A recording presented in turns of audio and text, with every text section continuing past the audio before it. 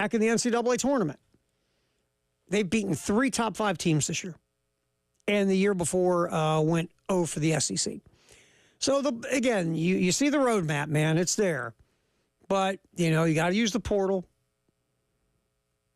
Sure, high school recruiting is important, or dudes who have stayed multiple years, that's really the formula for winning a championship, getting to a Final Four, whatever the case. Except for Duke, because, well, their freshman class is led by possibly the best player in the country in Cooper Flag. Maybe Cooper Kupp plays there too. Who knows? So, again, it's there. And South Carolina will be seeing Missouri coming up late February. Then Arkansas at home. The time you wanted to get Arkansas was earlier in the year when Arkansas was scuffling and struggling. Now Arkansas has got it together. They barely lost at Auburn last night. Barely lost a game to Texas A&M before that.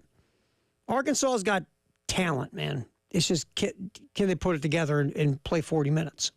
That game will be at CLA. So will Georgia, another game that on paper, you should have a shot. But then you go to Tennessee to finish up the season. So there are a couple of possibilities on this list where maybe South Carolina can get that elusive first win of the year.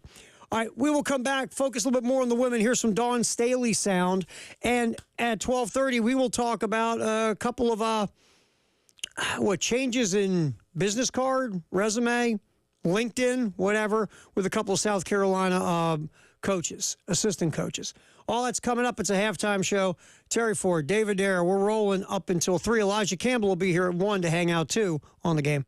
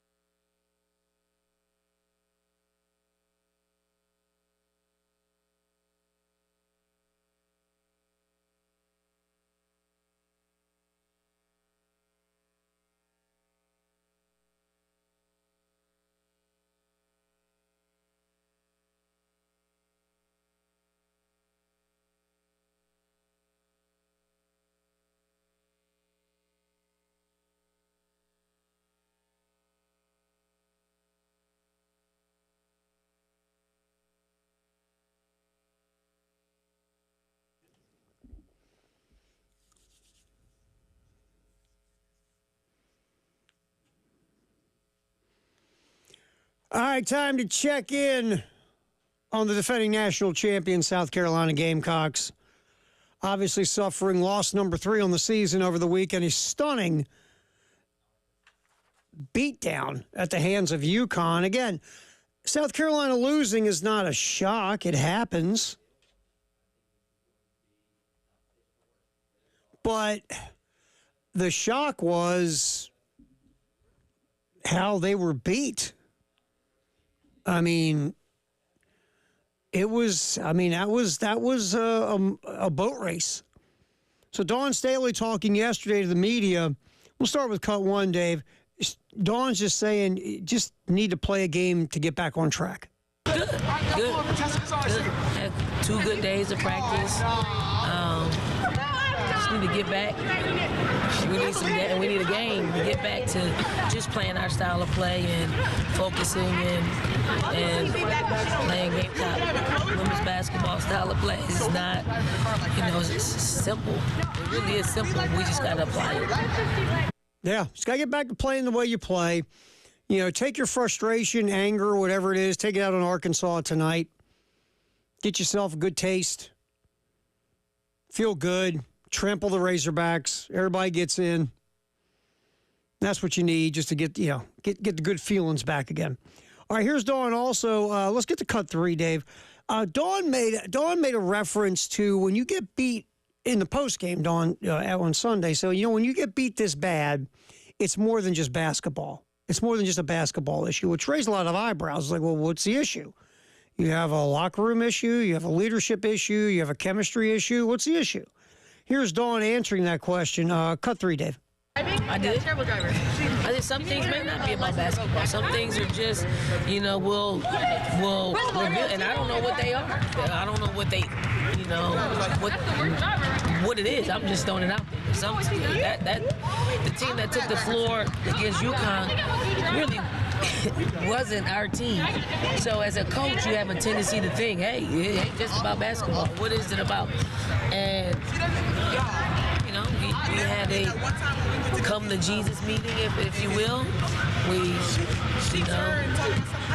We apologize for our performances and we move on. We're not going to stay stuck in those spaces. I'm not going to look for things. I'm just going to, call it what it is. Players have to step up. Coaches have to step up. And if we want to accomplish the goals that we have out there, it's going to take a collective effort. Yeah, I thought the most interesting part of that whole riff by Dawn Staley was the come to Jesus meeting. And usually when you have a come to Jesus meeting, the coaches are leading the meeting. They're saying, okay, here's the deal. First, I want you to meet the guy in the robe and the slippers and with the long hair and beard. And now we're gonna get into it. And your come to Jesus meeting typically is, okay, what happened on Sunday, what's happened in our 3 losses, we got to fix it. Or maybe Dawn's seeing some things, and after that loss against UConn, time to address it. Or just to address the fact that, yeah, you got the snot kicked out of you, but it's 1 loss. Doesn't matter if you lose 51-50 or 151-50. It's still just a loss, right? So flush it. We had a bad day at the office. But here's what we got to do to avoid more bad days at the office. We got to, whatever Dawn said, we got to get tougher. We've got to rebound better. We got to be more aggressive. We've got to handle our business better in the paint. Whatever Dawn said that they have to do, she was real. We'll come to Jesus with the team and with their coaching staff and with herself. You just don't, a loss like that is so weird and so out of character for South Carolina. It's just, okay, what just happened?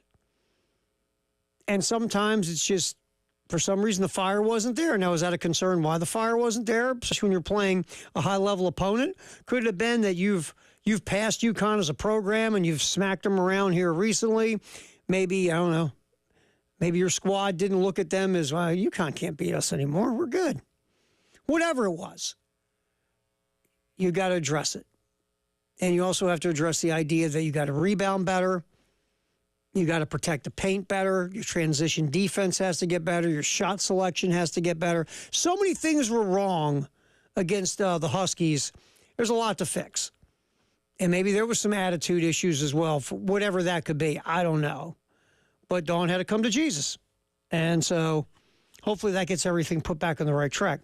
All right, Dave, let's get to cut two. The common theme in these losses, Dawn talked about that yesterday as well. Cut two, Dave. Yeah, common theme is we just didn't play like a resemblance of who we are. Like those are the three, in the losses, the common thing is whether it was people forced us to play that way or self-inflicted, it really just wasn't us, and we got to get back to us. And, you take a loss, you have a tendency to think that, everything's broken. Everything's not broken. It really isn't. We just got to get back to our good habits, playing the way we need to play. This is a part of our journey. The journey last year didn't have a blemish as far as a loss, but there were blemishes. They were just not in the form of a loss. It's part of it. We got to embrace the good, the bad, the ugly of whatever our journey is. We're still in it, and everything that we want to accomplish is right there in front of us. Coaches will always say, we play the way we play, our identity, whatever you want to call it. We impose our will on the other team. We're the aggressor. We're the alpha dog. And when South Carolina's lost this year, they haven't been. They've been out toughed at times. And that's typically not a Dawn Staley team. Even in losing, getting out tough doesn't happen. And that's happened a bit this year. And part of it is, when you don't have Ashlyn Watkins, she's your enforcer in the paint. Defensively, she alters a lot of shots and alters the way teams can, attack the basket. So that hurts you. And it's just a different type of team than Dawn's used to. It's very perimeter-oriented. Even Dawn's bigs are more finesse than power. They just go about their business different. They're good. I mean, Fagan, Kitts, Edwards, all those players are good. They just play different than Dawn has had in the past with Cardozo, Boston, other front court players had more of a inside back to the basket type of game or would score in the paint in certain ways, where this team is just different. And, that's when the players and the coaching staff, including Dawn, to figure this thing out. We're a different team than we've been before. How do we now adjust? What kind of tweaks do we throw in here, because we're just not playing the way we used to? We're just not like that. We're not built that way. So there's some Dawn Staley, always sponsored by Lexington Discount Homes here on the Halftime Show on the Game. All right, South Carolina, they hooked up some coaches with some fancy titles. We'll get into that next. It's David Ayer, Terry Ford, Halftime Show, hanging out up until 3 o'clock today here on the Game.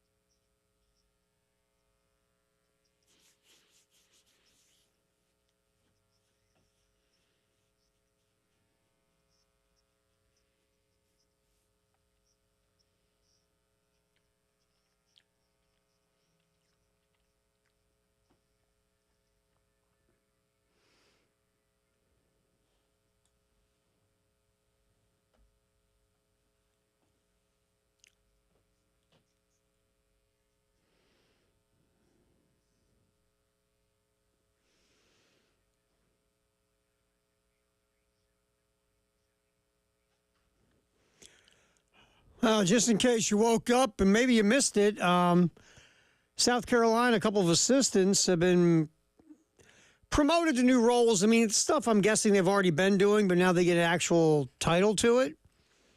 Outside linebackers slash edge coach Sterling Lucas is now also the defensive run game coordinator. Defensive back coach Torian Gray is now the defensive passing game coordinator. So Lucas, defensive run game coordinator, Gray, defensive pass game coordinator. Got it? Okay. And a lot of this is hooked to the contract extensions or the contract. The new contracts both got, here a little while ago, with extension, raise. This is just a way to give somebody a title, to go with more money, or a longer deal, or whatever the case will be. That's all it is. But I love how I think college football is going a little bit deeper down this rabbit hole than pro football. The titles. You have run game coordinator, pass game coordinator, long snapper coordinator. Everything's got a coordinator to it, or some type of assistant title. And it's just a way to give people more money. Assistant head coach, associate head coach. In Florida, they got something called the executive head coach. What is that? I don't know. I thought Billy Napier was the head coach, but you got an executive head coach who doesn't obviously have as much power as the head coach. But that guy's the executive head coach. Now, would he be ahead of the assistant head coach or the associate head coach? Who's higher in the pecking order? The associate head coach, assistant head coach, executive head coach? I got no clue. My head's about to explode. But that's just what you do now, because if you throw somebody a title, that can also justify the money and justify, where they're at in the pecking order regarding themselves professionally. So I don't know. It's weird. It's kind of bizarre how this has evolved. But look, Sterling Lucas and Torian Gray have both done excellent work. You look at Dylan Stewart and Kyle Kennard, both coming off the edge last year. And yes, talented cats, no doubt. But how much did Sterling Lucas's coaching also help out those two guys? So Sterling Lucas, defensive run game coordinator. Torian Gray. And we've seen DB after DB from South Carolina going to the NFL. We're going to see two more hit NFL training camps, and Nick Eamon-Worry and O'Donnell Fortune. That's coming. So Torian Gray will now be the defensive pass game coordinator. Before you know it, everybody gets a title. Everybody gets a title. Here you go, man. We're going to make it rain in titles. But those two guys, again, have done really good work, both instrumental in recruiting, also developing talent. Both, like I said before, got a pay raise and extension a couple months ago. It was like in December. So this is just the way it rolls. You want to keep your staff happy, keep them together, give them titles, give them more money, give them more years on their deals. You don't want a lot of... Look, it's a very nomadic, transient, grifter kind of business, being a assistant coach, college, NFL, whichever one. So if you can build a good culture, creative culture, a happy culture for not just your players, but your coaches as well, and the coaches like being with you and your program, that's a good thing. Continuity when you're winning is a good thing. South Carolina comes from 9-4 year. Yes, you lost your OC, Dow Loggins, who's now the head coach at App State. But at the end of the day, you're keeping a lot of your staff together, the people you want to keep. So Sterling Lucas, now the defensive run game coordinator. Torian Gray, the defensive pass game coordinator for South Carolina. And again, it's all a good thing. All right, just in case you woke up, we're hitting some stories in the world of sports here on the halftime show on the game. David Ayer punching the buttons. Terry Ford here up until 1. I got to skate out for a little bit.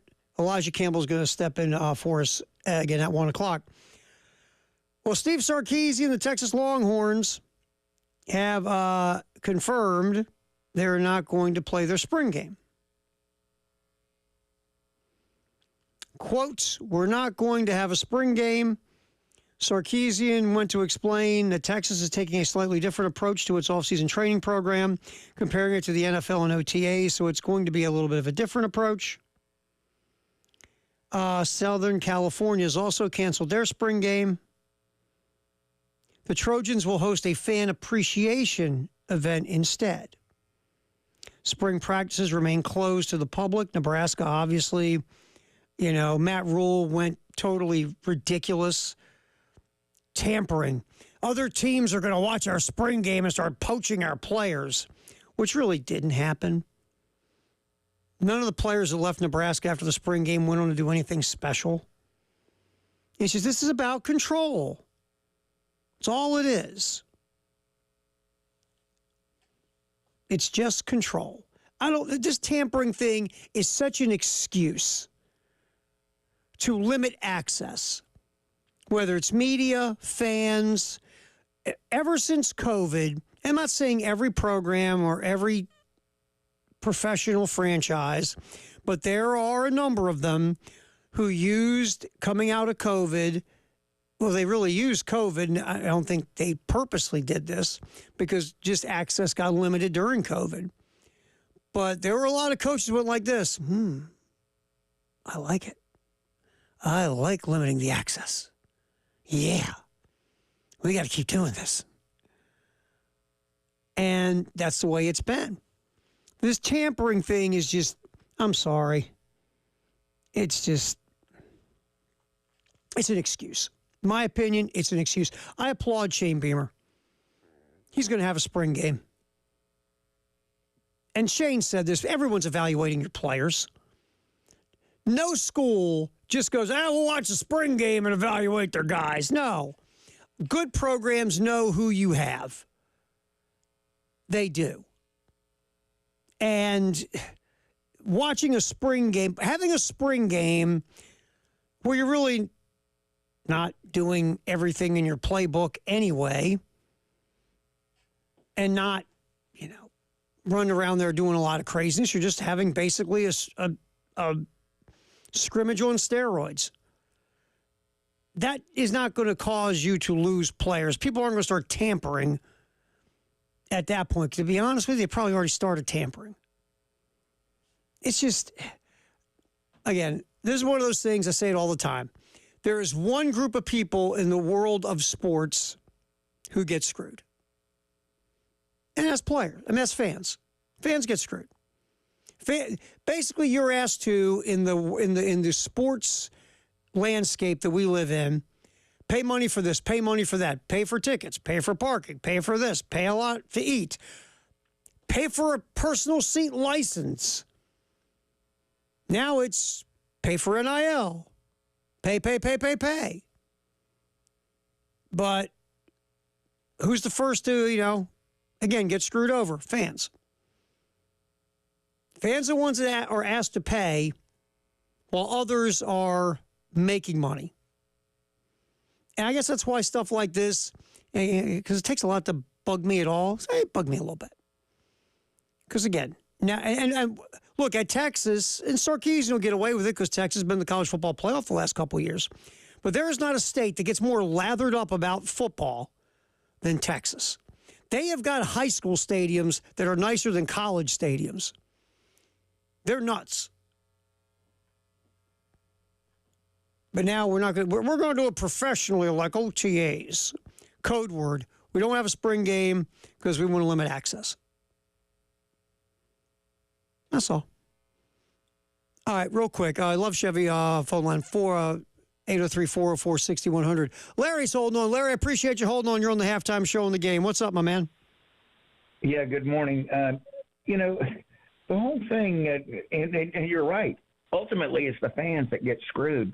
My family, we had the same four seats, okay, for 40 years, members of the Gamecock Club. We had a parking spot right up under the overhang on the west stands, okay? When Coach Spurrier came, all of a sudden our parking spot went up to $12,000 a year. And, for the rights to buy our own tickets, pay full price. And for those, of course, we had to pay an additional $20,000 to keep our seats. And we're like, we'll watch on television. Now, we always enjoyed going to the spring game.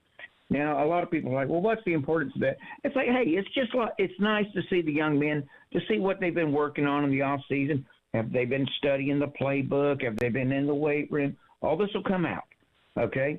Now, if people want to spy on Clemson or the Carolina or Georgia or Texas or whoever, that's incredibly easy. Ask Bill Belichick.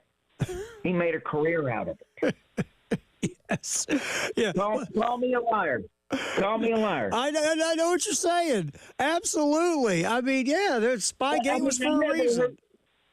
I've never heard such a baseless argument in my life. And it's like, okay, you're not going to have a spring game? Why not even don't have spring practice? A player could get hurt. Yeah, I mean, you start practicing July, whatever, okay? Just blow off the spring altogether. I mean, the kids still have to hit the weight rooms. And I'm assuming that with NIL, they have to pay their own tuition, meals, and housing, right? Well, the thing is, too, I mean, you can fly drones over the weight room, Larry, and you can, like, tamper on, see who's the strongest kid if you're an opposing program. You can film the whole thing, man. Mm-hmm. Yeah. It's craziness. I was laid off, but I'm a retired airline pilot, and I was laid off between flying jobs. So anyways, I did construction. I helped build the football operations center. That thing is the most elaborate thing I've ever seen in my life. It's crazy. Those players don't know how good they have it. Oh, there's no doubt. Hey, thanks, Larry. I got to get to a break. I appreciate you, man. Thank you. I mean, yeah, look, that's all it is. Canceling a spring game is code word for limiting access. That's all it is. That's all it is. And again, I applaud Shane Beamer and the folks across the street here for continuing on with the spring game. Because it does. It means something to the fan base. It does. And you know what? And you're asking fans to give. Throw them a bone with a spring game when you're not running anything anyway. It's all vanilla. It isn't going to hurt anybody. It just isn't. All right, Firehouse Sub text the hour next, 803-404-6100. Don't forget, Carolina calls at 6 with the Lamont Paris, 6:30 pregame, 7 o'clock tip, 98.5 WOMG. The South Carolina women try to get back in the win column against Arkansas. Again, that is 6:30 pregame, 7 o'clock tip. Halftime show, Firehouse Sub text the hour next here on the game.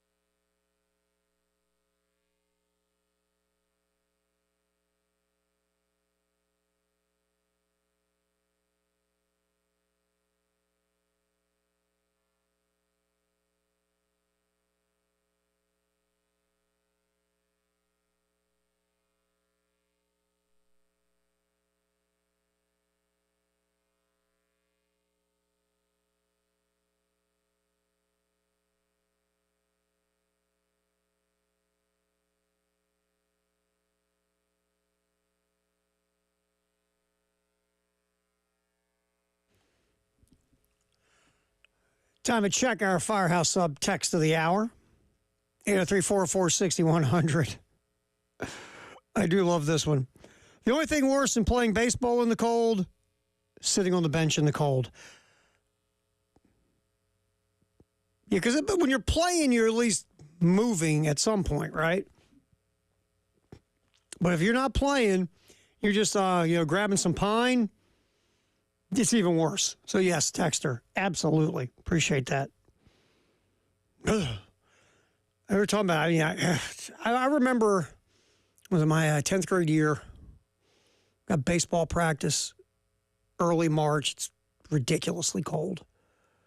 Yeah, I got 7 pair of sweats on. It's just vile. And we got to shag fly balls, right? So it's myself and a few of the other outfielders. And my buddy, it's his turn. And coach hits him a fly ball. And the guy catching for the coach, the dude was like gigantic, like a Herman Munster. He had bolts on his neck and everything. And so my buddy catches the fly ball, wings it back in. The catcher is talking to the coach who's hitting the fly balls. And my buddy's he's let it loose. Guy's not paying attention. All of a sudden we yell, "Ball coming!" Catcher turns around. Too late. Ball hits him right in the forehead. Cracks him right in the noggin. And dude fell like a redwood. It was like slow motion. Poof. We looked at our buddy. He was like, "Oh, bleep, you killed him." They got him up after a few minutes. But I'm telling you, for a week, he had a big ball mark in the middle of his head. Plus, I felt like it was like 10 degrees below zero. Day was miserable. So I guess what's even worse than sitting the bench while it's cold is having somebody crack you in the face with a baseball when it's cold. But yeah, cold weather baseball is not pretty. But hey, give the Gamecocks credit. They pushed their way through it and got a 7-2 win over Queens yesterday. Back on the diamond, 3:45 at Founders this Friday. Gamecocks and Milwaukee. 4 o'clock first pitch right here on the Game in Columbia and our affiliate in Myrtle Beach at 100.3 The Game. Interesting little tidbit here before we pop out. Miami Hurricanes quarterback Carson Beck, who obviously transferred in from Georgia, had 2 cars stolen overnight in South Florida. His girlfriend and fellow Hurricane athlete Hannah Cavender also had her vehicle stolen. Cavender's SUV was ultimately found. However, police are still trying to locate Beck's Mercedes and Lamborghini. I didn't know. I read. Yep. Nope. I didn't make it up. Carson Beck, college football player, has a Mercedes and a Lambo. Just like us in college, Dave. Just like our college days. Oh, God, what am I going to drive to psych class? Should I drive my Lambo or should I drive my Mercedes? Oh, bother. What should I do? Just like when I was in college. How about I had you? a Pinto for a while. Oh, the best thing about a Pinto is if somebody rear-ended you, you'd explode. Yeah. And my girlfriend had a Pinto when she was in college, too. It had a bad radiator. Mm-hmm. I couldn't afford to get it fixed. So I drove around with gallons of water in the tank of my car. You know, I'd go like just 5 pour it. miles and then pour more water in. You think Carson Beck has that problem with his Lambo? Doubt Or his it. Mercedes? Very doubtful. Man, I got a problem with my radiator. I'm just going to keep a bunch of water in my car and just keep pouring it in. That's why. How many times did it overheat?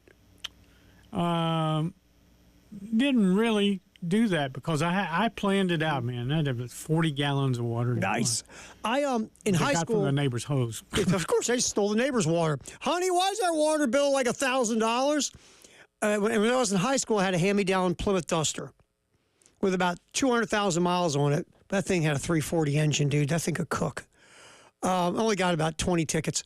Then once that went away, when I got to college, I was driving a Vet, Chevette. Yeah. Yeah. I went from that 340 to like a 140. You had to avoid hills because I couldn't make it up the hill. I had joggers passing me, man, yelling at me. Yep. Our boy Carson Beck, a Lambo and a Mercedes, both stolen in South Beach. I'm guessing that wouldn't have happened if he was still in Athens, Georgia. No one ever stole my Pinto. Or the water. All right, Elijah Campbell's going to jump in here at 1 o'clock for us here on the halftime show. David Darrell will still be here as we roll football, and nothing but football in the 1 o'clock hour on the Game.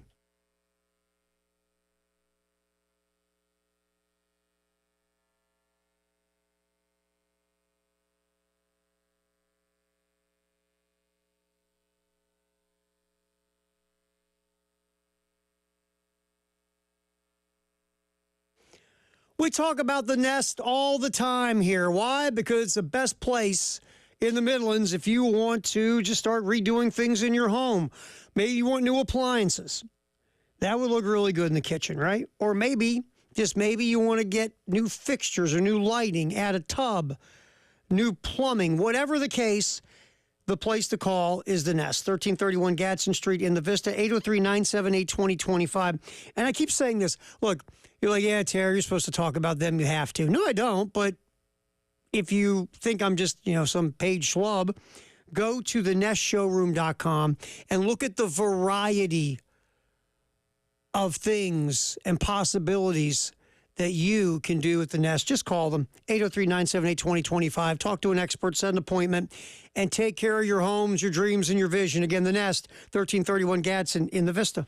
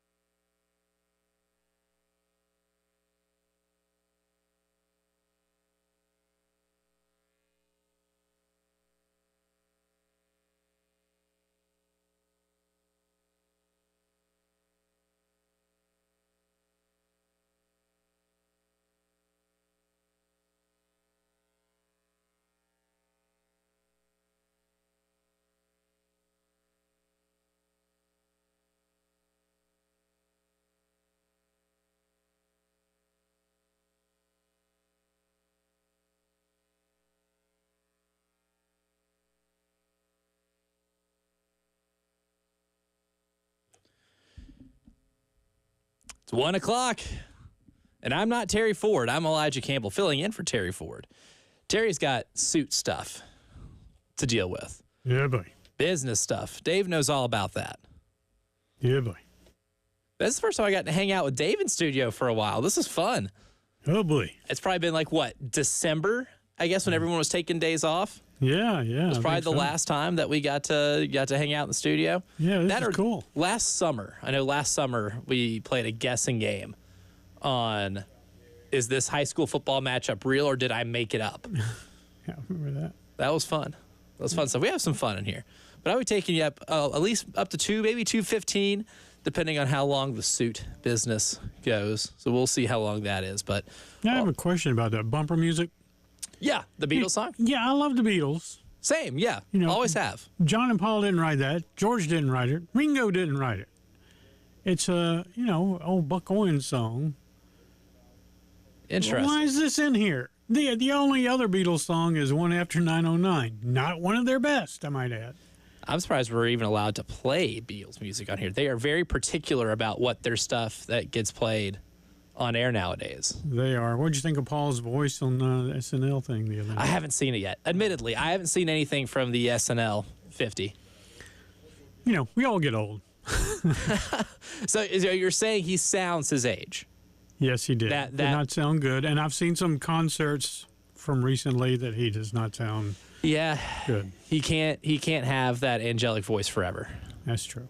Everybody loses it at one point. He's 82. I mean, why does he need to tour? That's true. Yeah, he can't be hurting for money. His thing was like, the Four Seasons the other night. I mean, why do they need to tour? They don't. They're no, 90 they don't. years old. At some point, it's okay to pack it up and be out of the public eye. It sure is. I feel that way about watching Aaron Rodgers play football sometimes. Yes.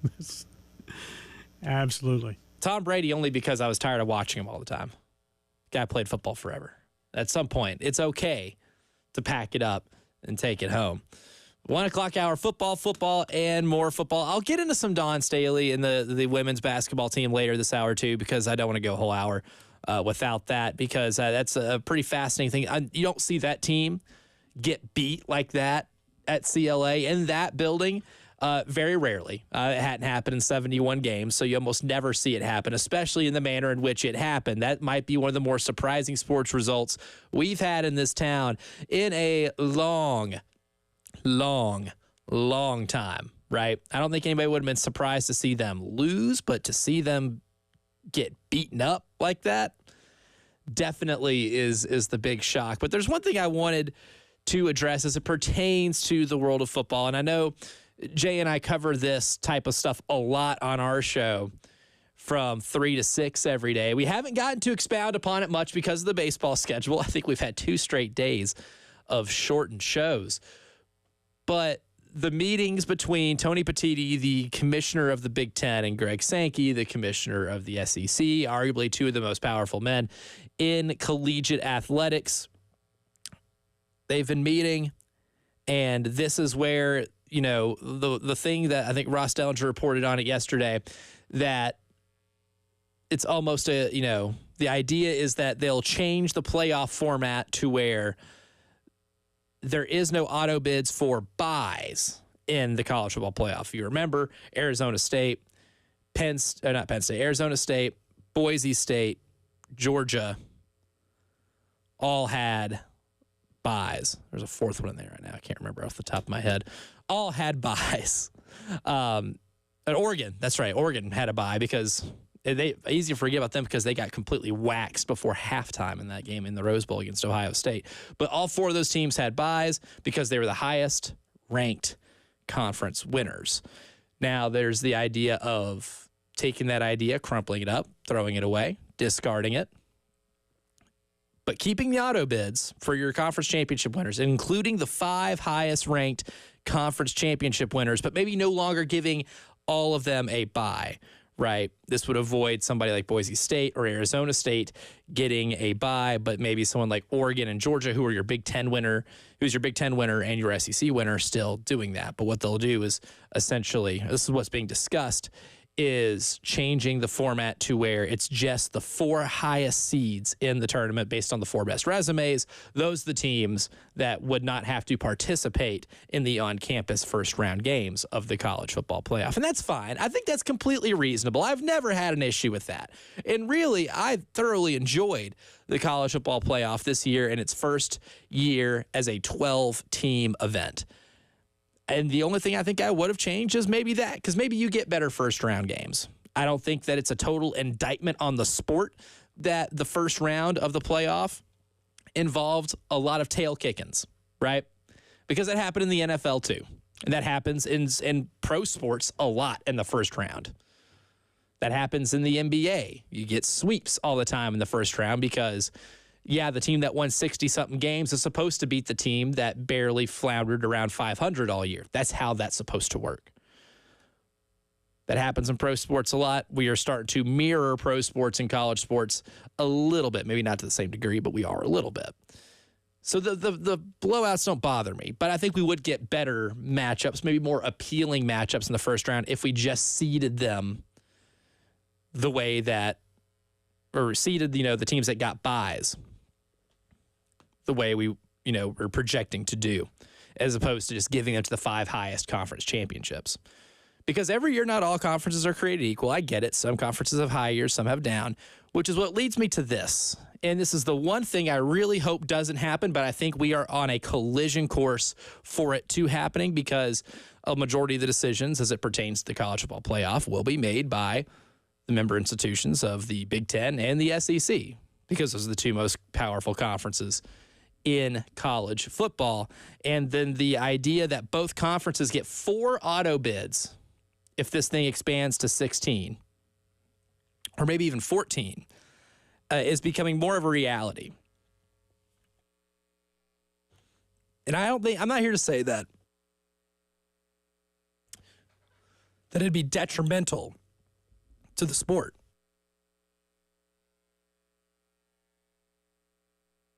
But I do think it runs counter to the idea of the sport. Now, normally the Big Ten or the SEC is producing the national champion. The Big Ten's produced the last 2. The SEC has produced plenty before these last 2 years. So I get the sentiment of we're the 2 best conferences. We need 4 auto bids. But that does completely run counter to the sport. And I actually think that diminishes the accomplishment of making the college football playoff if you just got in because your conference gets 4 auto bids. Would it feel better if a team like South Carolina got in because they got an SEC auto bid as the 4th team in? It almost diminishes that accomplishment a little bit, right? And the SEC and the counter argument could be, well, it's the hardest conference. You had the hardest strength of schedule. And the reason that you didn't get in this year is because the committee didn't value strength of schedule. To that, I would still argue the only reason you were discussed as a 3-loss regular season team is because you were in the SEC. There were 3 teams that were discussed as being in the college football playoff that had 3 losses. All of them were in the SEC, and all of them had elite strength of schedules. There were a lot of teams that were 9-3 last year, and only 3 of them were seriously contenders to be in the college football playoff because of the strength of schedule. But if it was just given to you, it's not the same accomplishment, right? If you got in just because you're in the SEC or the Big Ten and it's just given to you. Like, here's the thing with Texas A&M last year. Let's just say we do have a 4-team auto bid, and the SEC would probably give that out based off of how you fared in the standings. Because I don't think people realize how close Texas A&M was to actually participating in the conference title game. If Texas A&M would have beaten Texas, then a 3-loss Texas A&M team would have been in the SEC title game. And then if they would have lost to Georgia, like Texas did, then you'd have had a 4-loss team potentially taking a spot in the college football playoff, because all hell would break loose in SEC land and with Greg Sankey if a team that participated in the SEC championship game did not get to be in the college football playoff. That would be chaos. You would almost have to include them. So then you would have included a 4-loss team in the college football playoff. That was really close to being a reality this year. And at the end of the season, there was a large tie for what would be fourth place. So if we just did it by standings this year, Georgia, Texas, Tennessee would get auto bids. And then the fourth auto bid would have to be decided between Missouri, Ole Miss, Alabama, LSU, South Carolina, Texas A&M. There was a lot of cannibalism in that group this year. How you decide the tiebreaker amongst all of that? Well, you'd have to go till about page 17, 18, I'm sure, of the 38-page tiebreaker document that the SEC put out last year to determine who gets the fourth auto bid for the college football playoff. Now, yes, you'd still rather be in than not in, but if, let's just say, 8-4, 8-5, Texas A&M was the one that won that tiebreaker for whatever reason, could even be a coin toss. They do eventually get to a coin toss at some point in that massive tiebreaker scenario. Then you're the team that got in because your conference allowed you to get in with a coin toss. There is going to be socially a little bit of an asterisk next to getting in. Now you get in however you can, but it certainly diminishes the product. And here's the thing. The SEC already has advantages, and the Big Ten does too. I don't want to limit this just to the SEC because the Big Ten also has a ton of advantages, especially a massive television contract that is beyond lucrative. They have bigger budgets than everybody, better recruits. Every year you look at the top 20 teams in recruiting, it's all SEC Big Ten. All SEC Big Ten. And then maybe throw Notre Dame in there. But all SEC Big Ten. They have all the advantages. You don't need auto bids because the SEC can get 4 teams in most year. This year was a little different, I would say, because the top of the SEC wasn't as strong. Georgia wasn't Georgia this year. And I think that hurt the league a little bit. You can't convince me that if Carson Beck played in that game against Notre Dame that they beat him. Because what did Carson Beck show you all season long that he could do against Notre Dame that Gunnar Stockton didn't? Gunnar Stockton played fine. Threw for 200 yards. I think if you put Carson Beck in that game, I think we're having similar results here. But Georgia wasn't Georgia this year. Texas had a very weak schedule in terms of what their SEC slate was. You could argue that their best win, now the one at Michigan aged a little better when the year went on, but their best SEC win was at Vanderbilt or at Texas A&M. Those were the 2 best wins. Shoot, South Carolina had more. South Carolina beat Texas A&M here in Columbia, and I think had probably beat a better collection of teams in the conference than Texas did. But those Texas and Georgia were the 2 teams that represented the SEC in the title game. That just down this year. The fact that college football can be so cyclical, especially with conferences, giving 4 auto bids to anybody just runs counter to the spirit of the game. It doesn't make a ton of sense to me. Again, not saying that this will be detrimental to the sport and college athletics and college football is ruined if we give the Big Ten and SEC a combined 8 auto bids to a 14 or 16 team event. It's not going to ruin it because people are still going to watch it and it still will provide exciting results. But man, would you already be giving more access and more advantages to the 2 conferences that have the most of them than anybody in the sport. Who knows? One day, the Big 12 can produce 3 teams that are legit title contending teams that all win 10 games, but might be excluded in favor of a 4-loss SEC team. Would still feel wrong. A whole lot more of this. We'll get into a little women's college basketball talk with the South Carolina Gamecocks. They got Arkansas tonight. I have a feeling that one could resemble a bloodbath. We'll continue this conversation as the halftime show continues in hour number 2.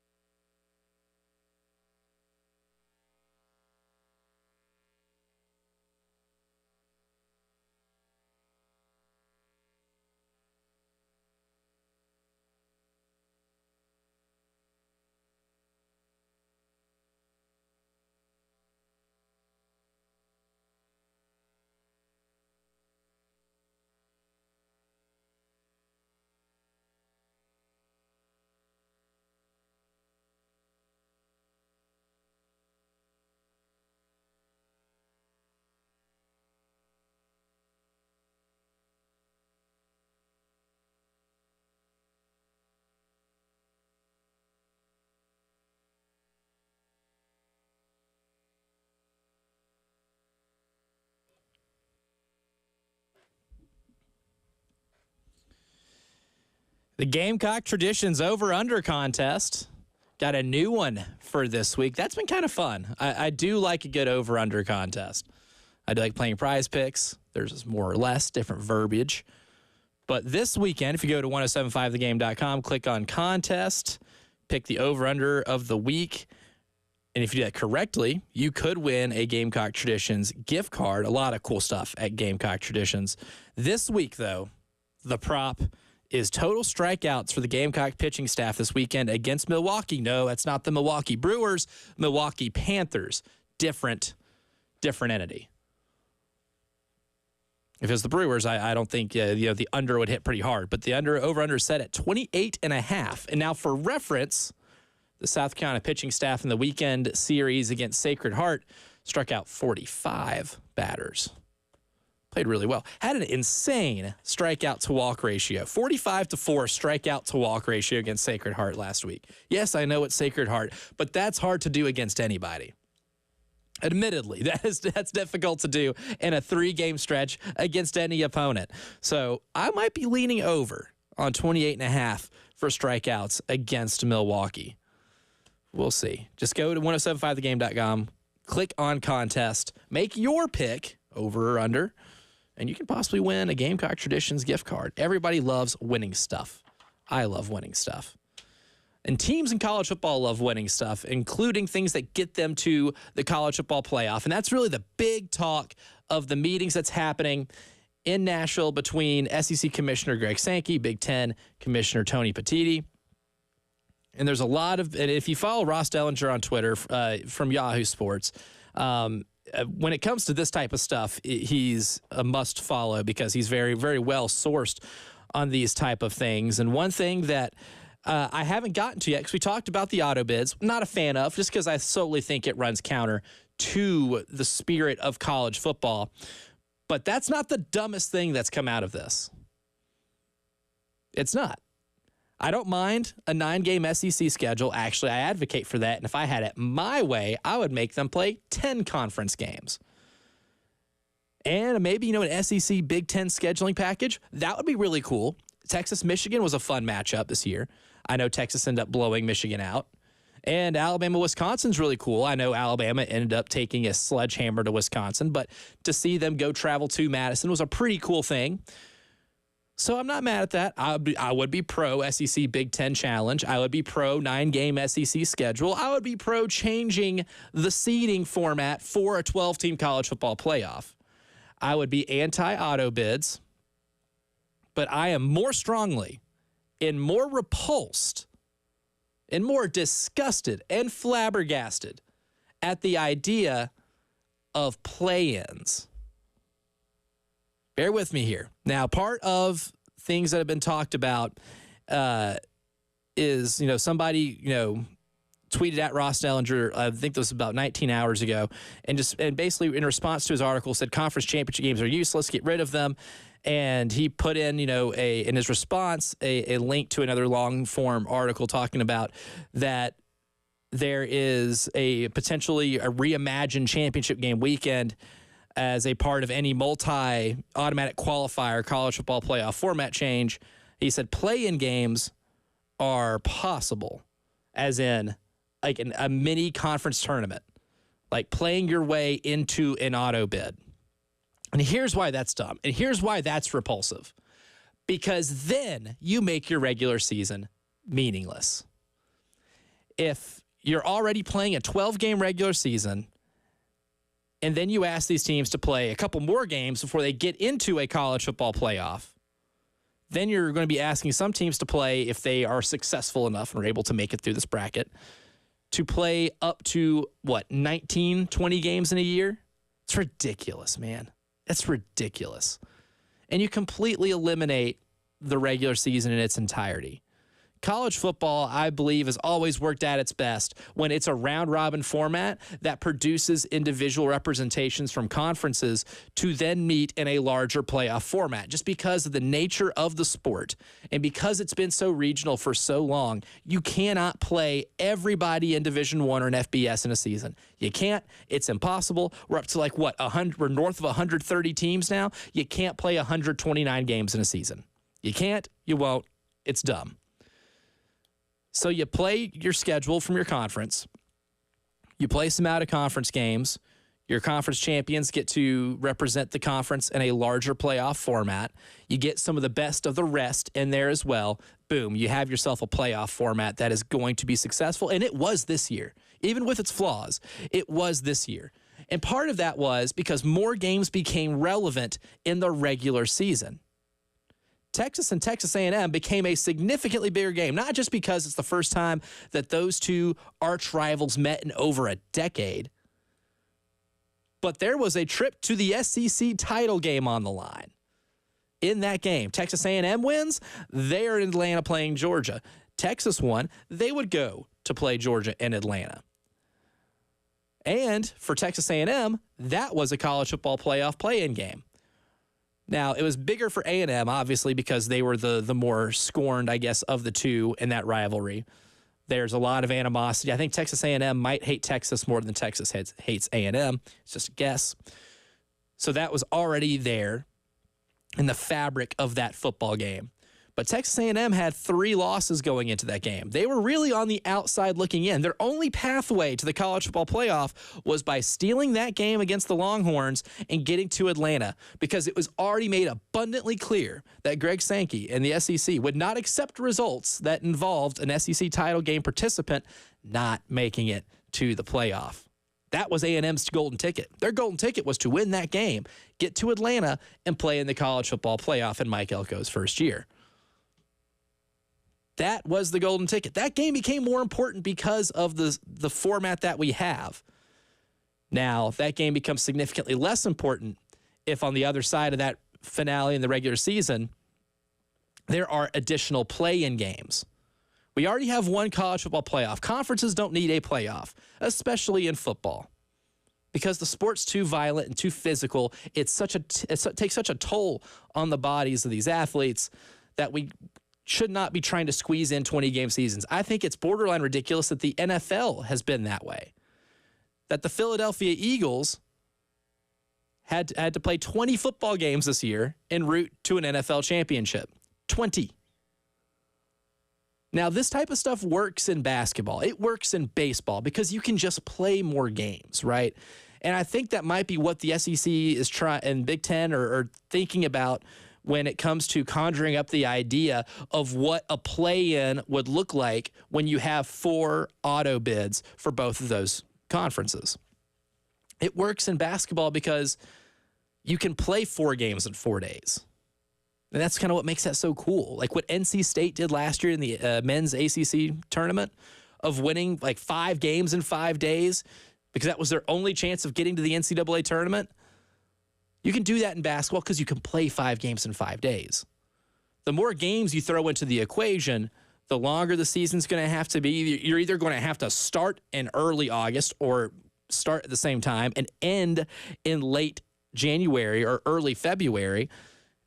It's just not plausible. It's not something that would fit with an already broken calendar, because look, we already have discussions talking about how stupid the calendar is and how your offseason and player acquisition period starts when some teams are still preparing to play in playoff games.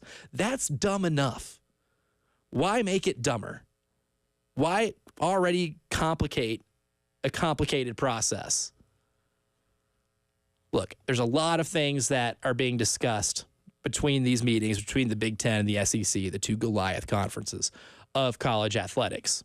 And some of them are good. Some of them can benefit the sport, like changing scheduling, maybe doing a scheduling alliance between the two, right? That's good for TV. That's good for eyeballs, good for the sport.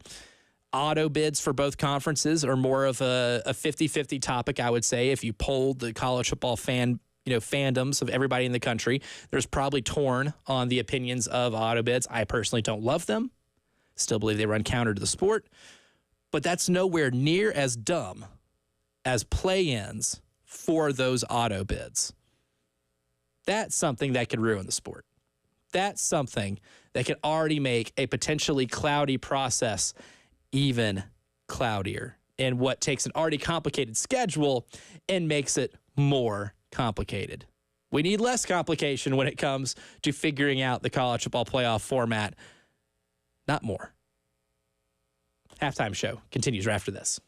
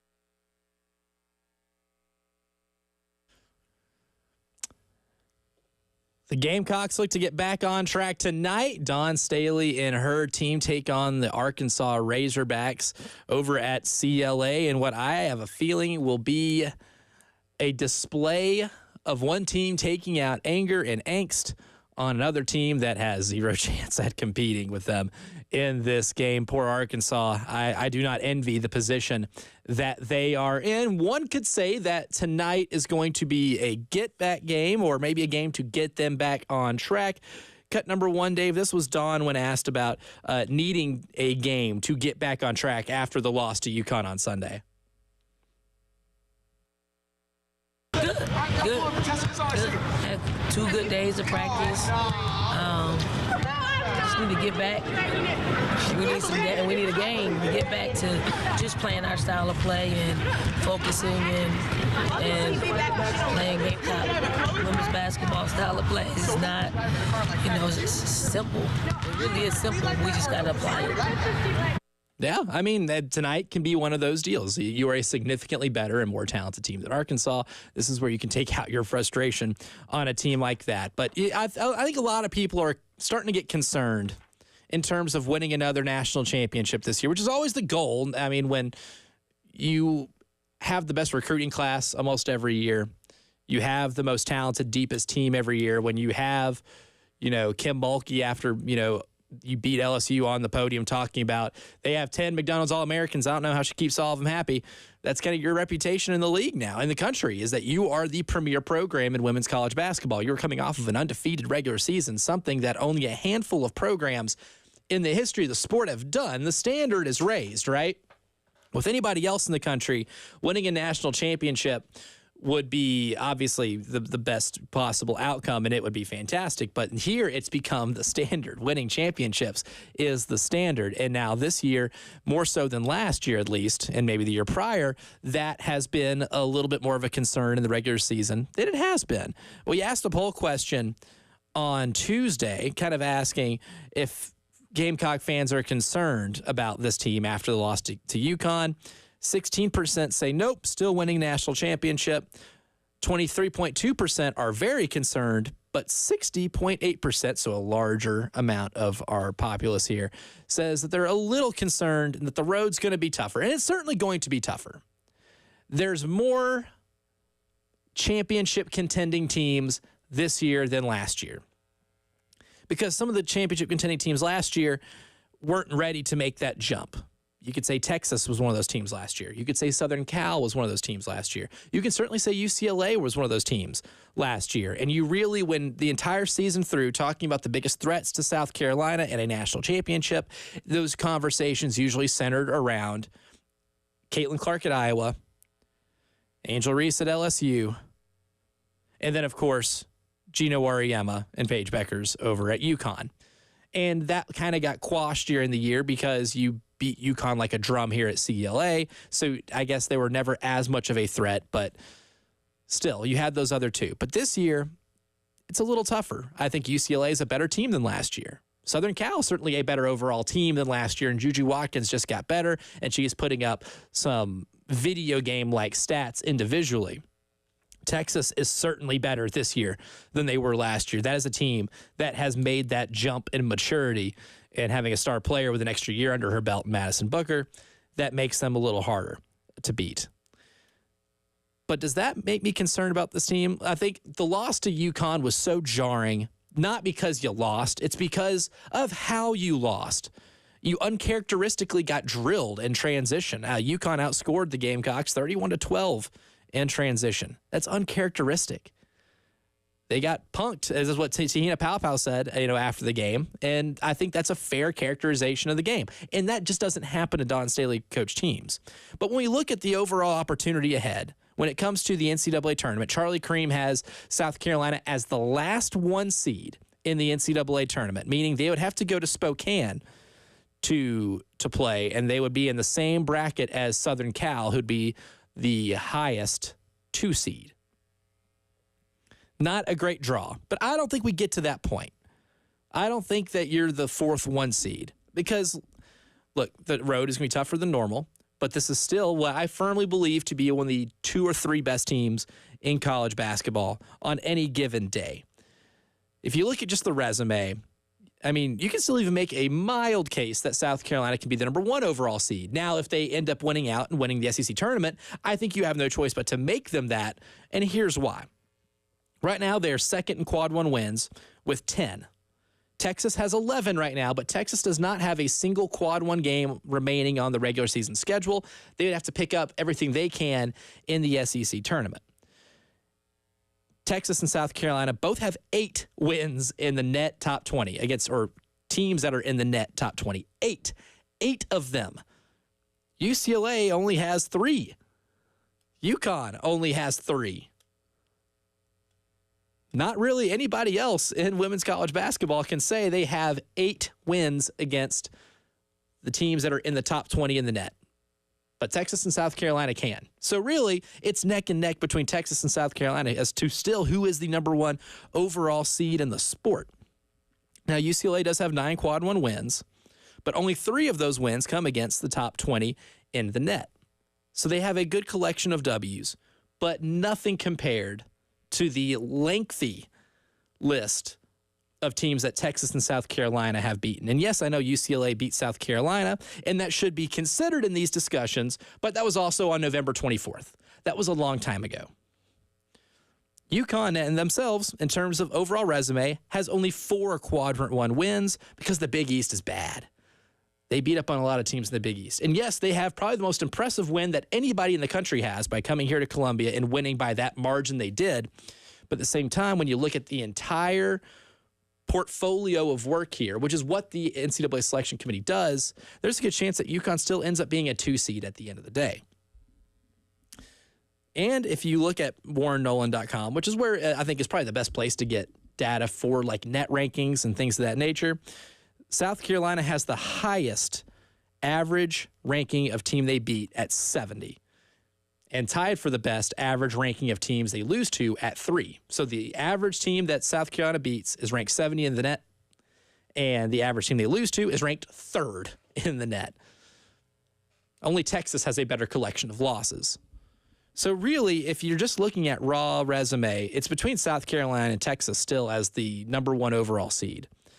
Charlie Cream has UCLA. I highly disagree, but UCLA can end up, if they win out, if they get their revenge on Southern Cal and they win the Big Ten, then you can make a legit case that they could be the number 1 because at that point they'll have about 13 or 14 quad 1 wins underneath their belt. South Carolina still has 3 quad 1 games on the schedule when they go at Vanderbilt, at Ole Miss, and then the home finale against Kentucky. They'll be favored to win all of those games, and if they win all of those games, they will have the most quadrant 1 wins in America going into conference tournament season. It may seem like the sky is falling a little bit, but it isn't necessarily. They do just have to get back to some of the basics as to what makes them, right? Especially when it comes to transition.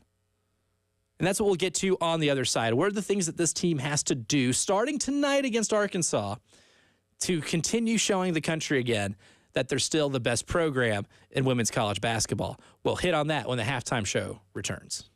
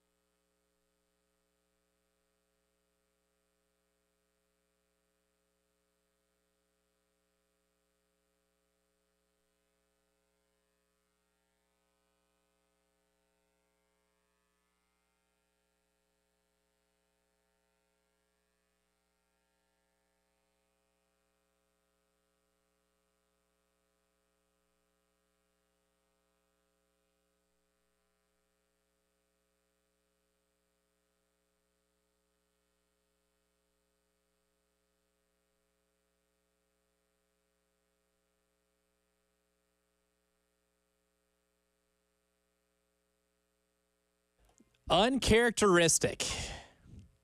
That's a way I would describe what happened in CLA on Sunday when the Connecticut Huskies came in, did whatever they wanted to in transition against the South Carolina Gamecocks. That was my biggest takeaway.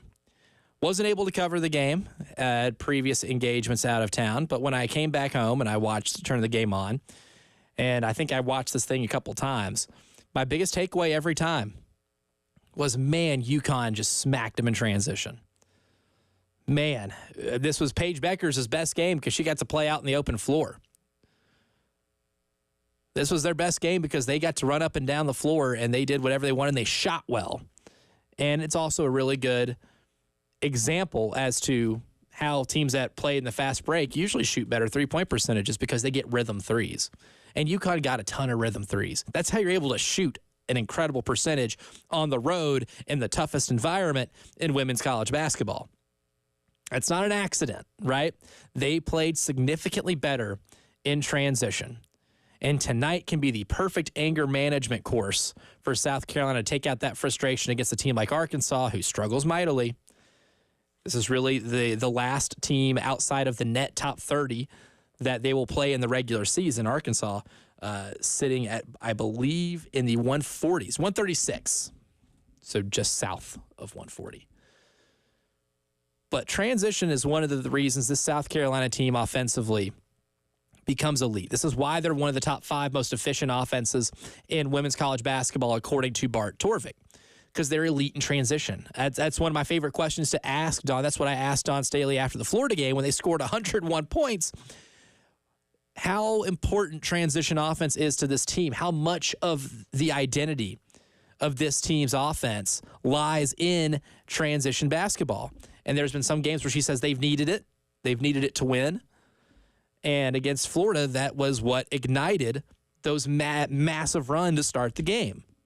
This is a completely different team if they're not able to get things going in transition. It's just it's not a good thing or a bad thing at all. That's just part of the fabric of what makes this team so good, is because they are so dominant transition. And against UConn, in fast break points, they got outscored 31-12. Now, Don talked about getting back on track when it comes to the transition issues faced against UConn. Dave, if you don't mind, cut 5. Don was asked about learning from these issues and how they can get back on track with something that is such a key part of their offensive identity. I'm going to say this. It was our transition D that killed us, and that was from taking bad shots and created imbalance on the defensive side, right?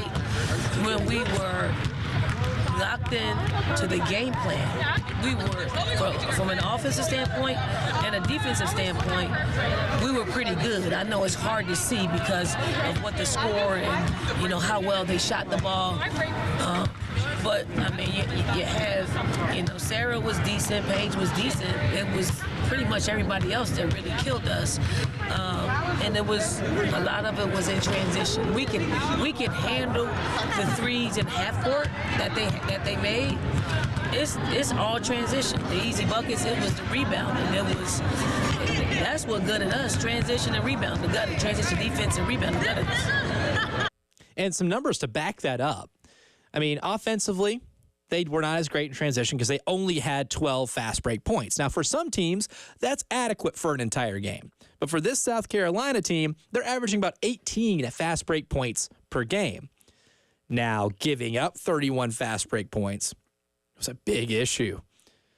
This season, they're averaging about 8 points per game surrendered in the fast break. 8 to 31. That's a pretty big swing. It's a 23-point swing. If my math is correct, I think it is. I did that in my head. I'm not known to be a calculator of any sorts. But that's a lot of points of a difference between what you give up in the fast break and what you normally give up.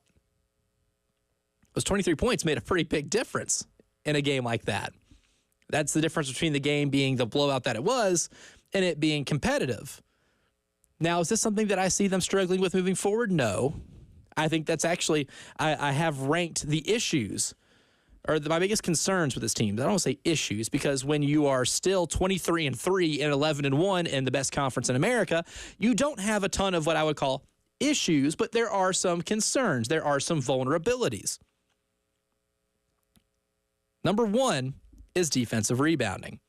The defensive rebounding is the one thing that if you go to the Bart Torvik page where he breaks down where teams rank in what are called the four factors of winning games, the only thing that this team ranks, outside the top 150 in is defensive rebounding. And you look at the Texas game, and you see really the difference in that loss was at times they couldn't stop Texas's possessions. Texas didn't shoot an incredible percentage by any means, but they grabbed a ton of offensive rebounds. And that could have hurt them in the game against Texas here, where they had about 10 offensive rebounds in the first quarter of that game, but they shot so poorly. And that's because South Carolina's defense is still elite. It's still the number 2 defense in terms of efficiency in women's college basketball. But they do rank 181st in the country in defensive rebound percentage. Offensive rebounds, they grab them pretty well. But on the defensive glass, they have shown to have a little bit of vulnerability. They're going to have to really tonight, I think, show that, if you're Arkansas, you're going to try to crash the glass. And then maybe, just maybe, not give up 30 points in transition yourself.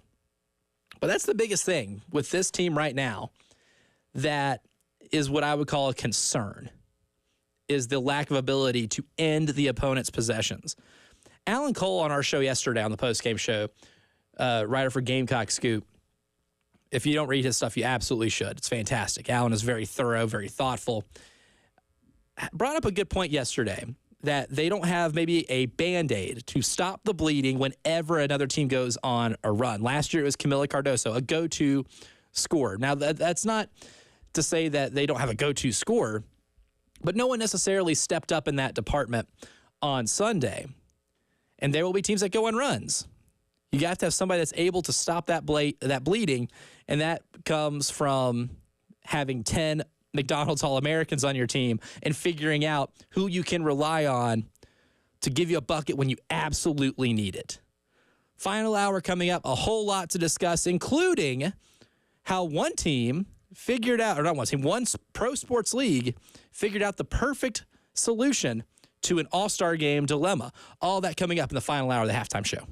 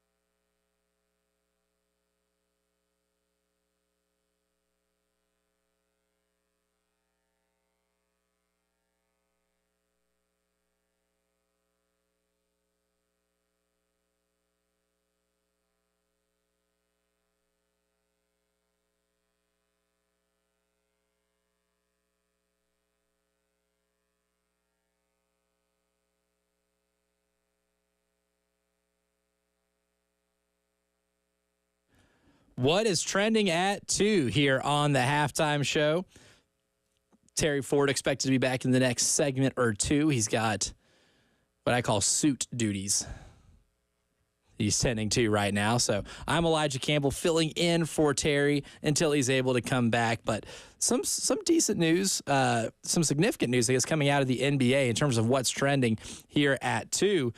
That is that one of the biggest stars in the NBA is having to shut it down for the rest of the season. This came out about an hour ago. Reported, this is from Shams Charania at ESPN, his tweet saying, San Antonio Spurs All-Star Victor Wembanyama is expected to miss the remainder of the regular season with a deep vein thrombosis in right shoulder. I don't know what thrombosis is, but I believe it's blood clotting. I've seen it referred to as blood clotting. It doesn't sound good. And hopefully, he's able to make some type of recovery. He's having a really solid season. Obviously, I read the word all-star in there. For those who maybe don't watch the NBA or haven't in a while, Victor Wembanyama is, I would say, potentially the future face of the entire sport. A 7'4" guy who plays like a guard, having a fantastic year this year, averaging 24 points, 11 rebounds, and almost 4 assists. Making 35% of his threes, too. And if I would have told you, 20 years ago that there would be somebody that is 7'4" and he's making 35% of his threes, you would think this guy's an alien. Watching him play is remarkable. He was the block champ last year, had the most blocks in the regular season. And this year is also on pace to do that. If no one else eclipses 3.8 blocks per game, he'll be the block champ for the second year in a row. This is also his second year in the NBA.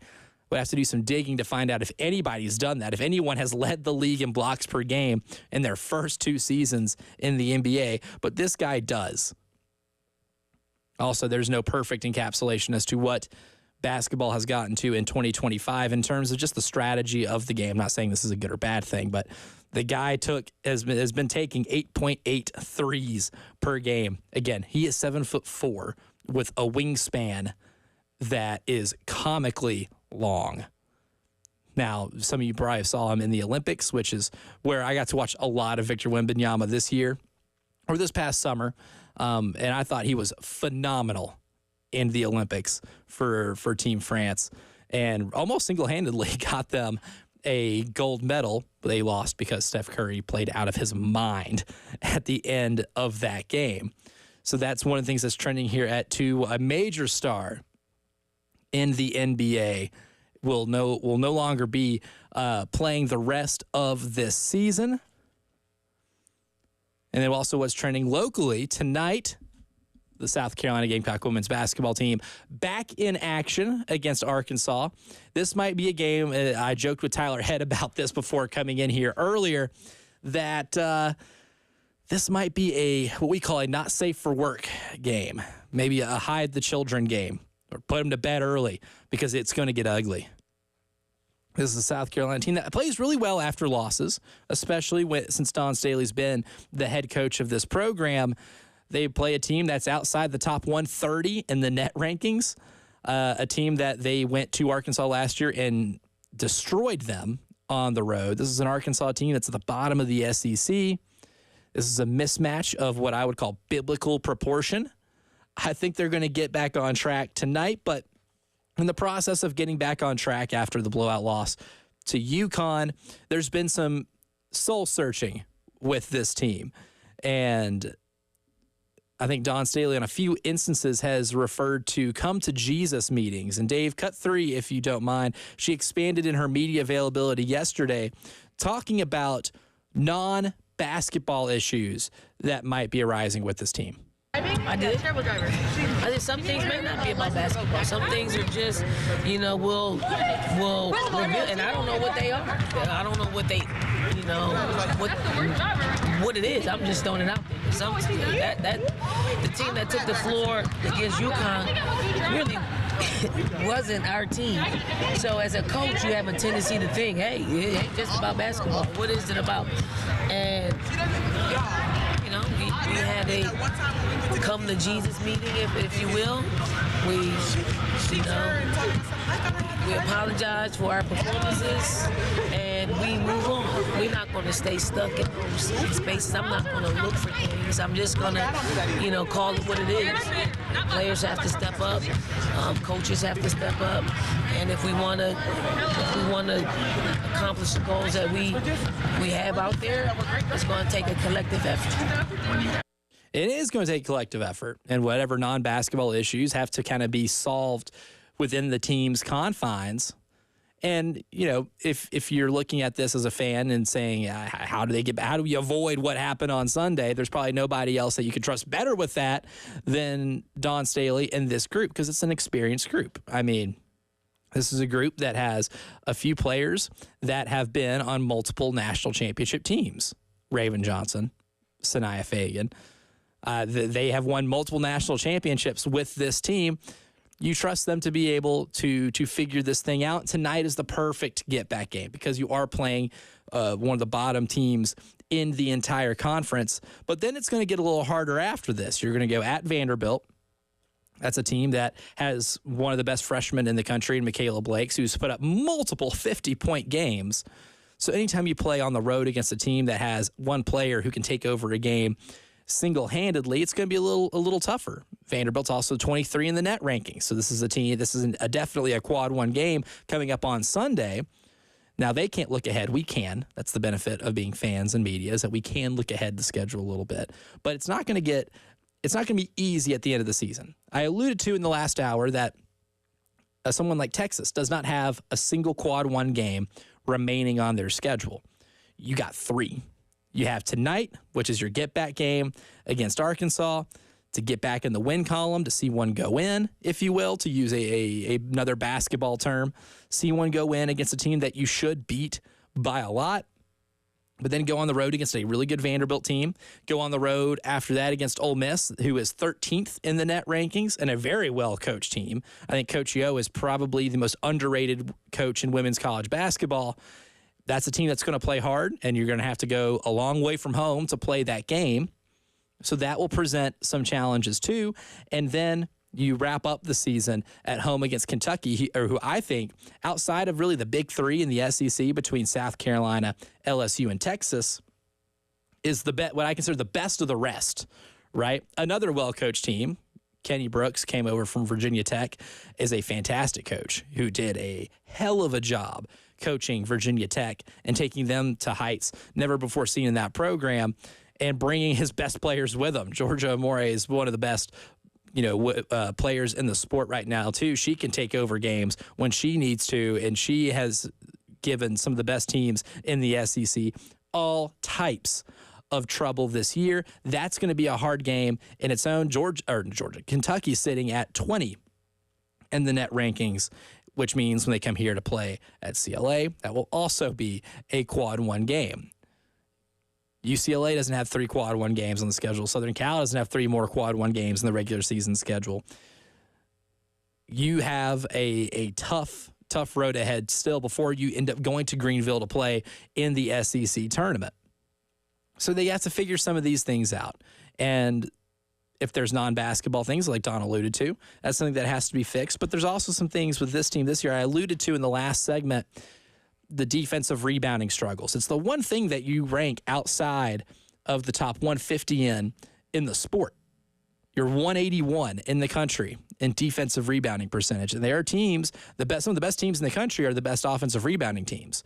UCLA is an elite offensive rebounding team. If you have to see them again, you're going to have to keep them off of the offensive glass. Easier said than done because they have one of the biggest lineups in the sport, and Lauren Betts is one of the sport's best rebounders as a whole. If you play Texas again, there's a really good chance that you are facing off against Vic Schaefer's bunch in the SEC championship game. That's the one thing Texas did that helped separate them in the game in Austin. And the one thing that gave Texas at least a puncher's chance in the game here in Columbia is that they were great on the glass. Another thing that this team ranks, really low in, I actually forgot to mention this, is offensive free throw rate. They also rank outside the top 200 in free throw rate, sitting at 206 in free throw rate. And that kind of goes hand in hand with Allen's point yesterday with needing somebody to help stop the bleeding. right? You get in a game and you're down. One team throws the first punch and they're able to get you down early. One of the best things to do in any basketball game, no matter if you're the favorite, the underdog, it does not matter. You get down 8, 10, 12 points early. One of the best things any team can do, right, is be able to score points with the clock stopped. That is the key to any comeback, right? To use another local example, one of the reasons why South Carolina's men's team was able to play in a lot of close games against some of the nation's best teams. Yes, they've been disappointing. They haven't won an SEC game, but they've played a lot of close games against much better competition because they are elite at getting to the free throw line. And part of needing somebody to be a go-to scorer when things start getting really difficult and finding out who that is may be a direct correlation as to who's the best at getting to the free throw line, who can draw fouls. A lot of times, too, when you're struggling to score the ball or you're struggling to shoot and the other team's shooting the lights out, sometimes the best thing that can happen to you as a shooter is seeing one go in, right? Almost anybody who is an elite shooter in the game will tell you one of the best things to do is get to the free throw line, not be guarded by anybody, not be rushed by a shot clock, and to be able to see a couple of baskets go in, right? See a couple of shots go in, get that encouragement, that positive momentum, and get your confidence back a little bit when it comes to letting it fly. If this team could do that a little better, then you might be able to find what your Band-Aid is whenever you do get cut or whenever you do go down early. That's the thing. They went down early against UConn and just were never able to stop the bleeding. And part of that is just maybe not getting to the free throw line at a rate in which is adequate. They didn't get to the free throw line anywhere near as much as they should have against UConn, and that's one of the reasons why you're never able to fully get back into the game. They only shot 11 free throws in that game. And this is a really solid free throw shooting team. They made 9 of the 11 attempts against UConn, but they weren't able to draw as many fouls. And this is a team in South Carolina that is great at getting to the rim. Mylacia Fulwiley, aside from being a one-person fast break, right, is also great at handling the ball, being able to draw contact. That could be somebody who can maybe get you to the free throw line. Joyce Edwards is one of your more reliable scorers. She's also good at drawing fouls because she is a go-to option in the post. Do you draw up more stuff to be able to get her, not just the ball on the block where she is elite with footwork, elite at being able to get her shot off, but also being able to play physical and draw fouls. This is a team that is in the top 30 in the country in offensive rebound percentage. When someone like Sanaya Fagan or Chloe Kitts is able to get a missed shot, can be strong with the ball and be able to draw fouls, get and ones, or maybe just get back to the line? That's one thing I think this team needs to improve on pretty significantly if they want to be able to go back-to-back. Going back-to-back is not supposed to be easy. And this team does so many things well, and there's a reason they're still top 5 in efficiency in both offense and defense. But when you get down early, like you saw them against UConn, how are you able to get back into the game? How are you able to generate buckets with the clock stopped to be able to engineer comebacks? It's one of the things this team needs to figure out when we get into SEC tournament play and then the NCAA tournament soon thereafter. We'll go ahead and take a quick break. When we come back, there is one professional sport that has made a tweak to its All-Star weekend. And I think that's the solution for other pro sports teams or pro sports leagues. And it's not just been a big hit, but it's been a rejuvenation of not just the professional sport, but for that sport as a whole. I'll tell you what that is when the halftime show continues here in the final hour.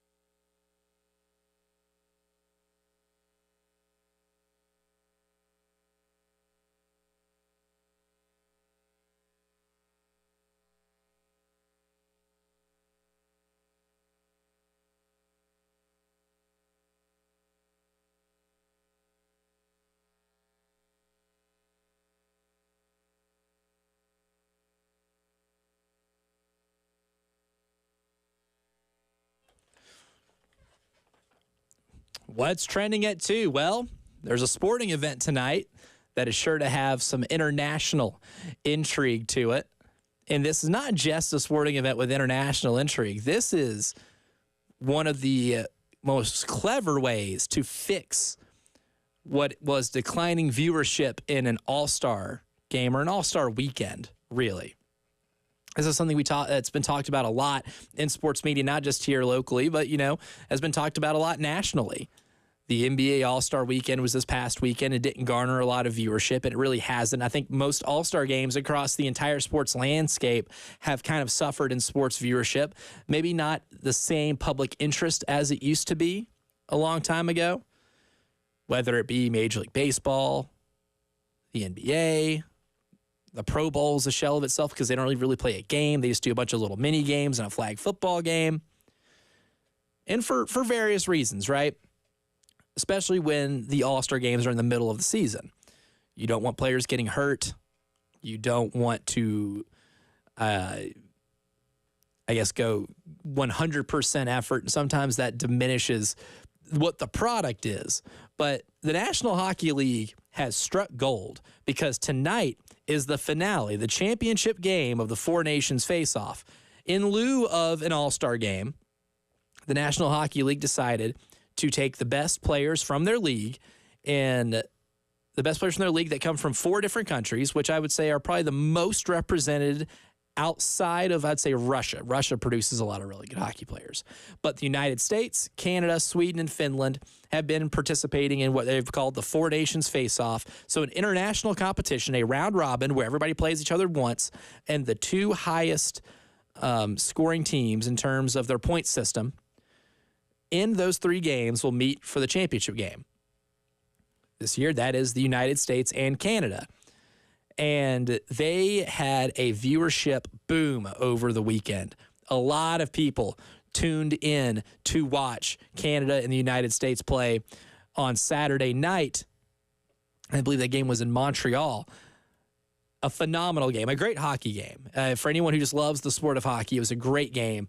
And international hockey is really intense, especially when it gets to like the Winter Olympics, right? You produce a lot of really intense matchups with national pride on the line and a championship that you could win for your country. And you saw things in this Four Nations face-off that you wouldn't see in the National Hockey League's All-Star game. You saw, to start the USA-Canada game on Saturday, you had 3 fights in the first 9 seconds. 3 of them. It was chippy. It was intense. These players really wanted to win that game for their country. And tonight, starting at 8 o'clock on ESPN, is the championship of that. And, while you're watching Dawn and the women's team beat up on Arkansas, I highly suggest maybe double screening or flipping back and forth to watch this as well. And this is something that I think would absolutely fix something like the NBA's All-Star format. Now, Major League Baseball is always different because there's still a charm in Major League Baseball's All-Star game, right? You still have the intrigue of seeing players, pitchers face hitters they don't normally face. I know interleague is more a part of the Major League Baseball regular season than it ever has been, because before the league started playing interleague, that was really the only time outside of the World Series you got to see certain pitchers from the National League or the American League face off against hitters from the opposing league. So that added some intrigue. There was some real interest in that, right? And All-Star games have now just become so gimmicky that you can try a lot of different things, and it might just have minimal impact on what the viewership is. But what the National Hockey League has done in replacing their All-Star game and their All-Star weekend with the Four Nations face-off has been a hit. And tonight's matchup between Canada and USA is going to draw a lot of viewership. I'd say it would draw more considering it's the championship game on a Thursday night.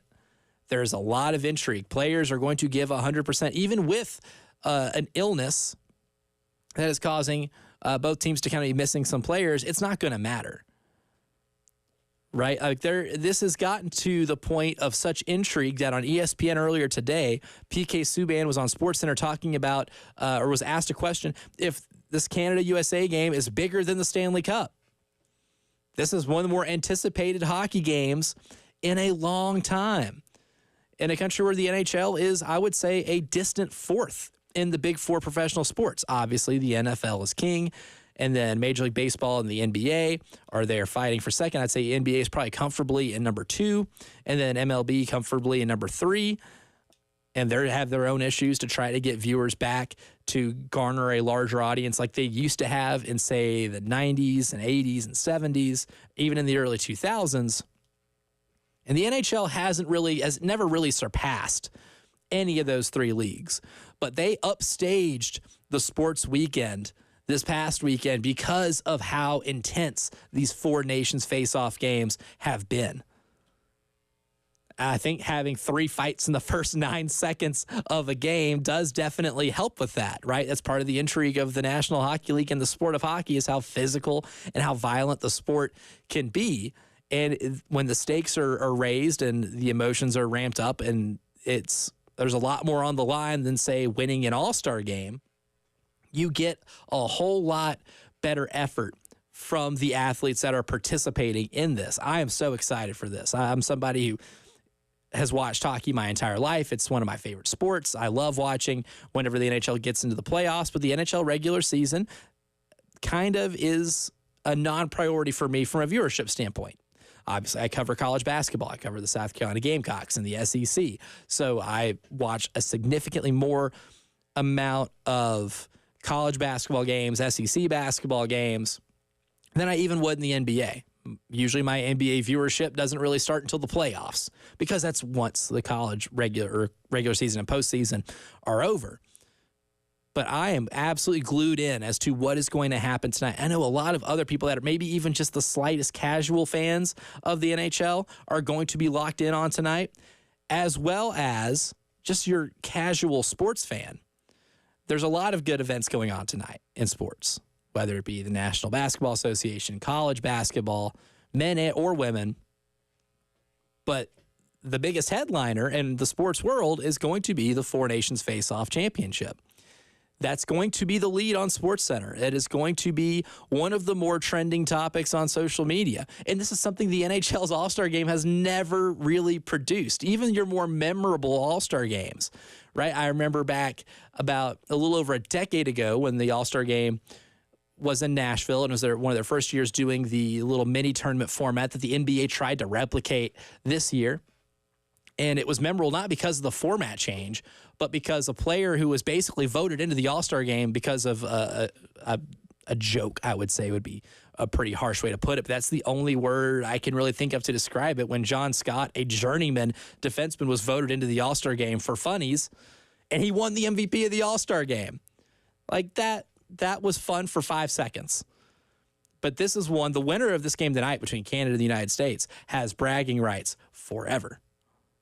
And then when they do this next year, because I guarantee you this will be the same format next season, the losing country's desire to win this thing is going to be through the roof.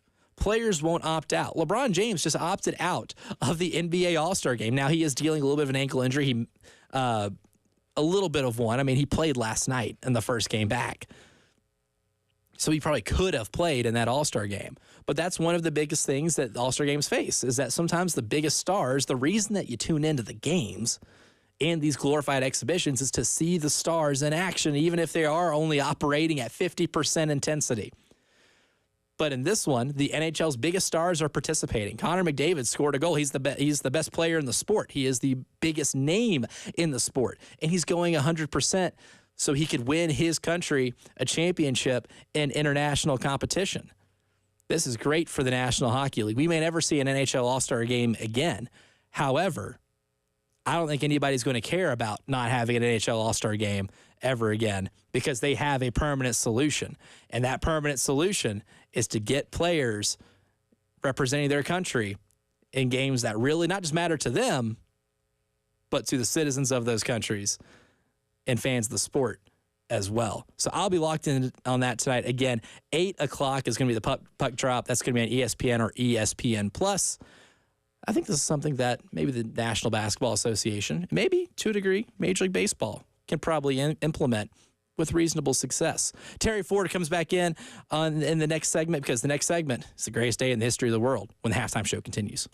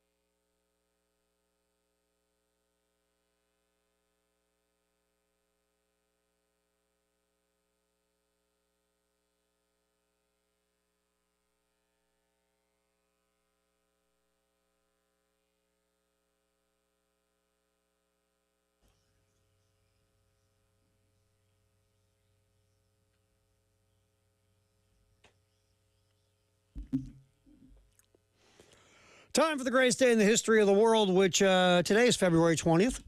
Terry Ford back. Appreciate Elijah for jumping in here where I had to go do things that I won't bore you with. But Elijah filled in. David Ayr is still here because, he never leaves unless he has to feed the cats. Dave's an Iron Man. So we're going to run this thing till 3 here on the game, and then a post-game show with Jay and Elijah here on the game.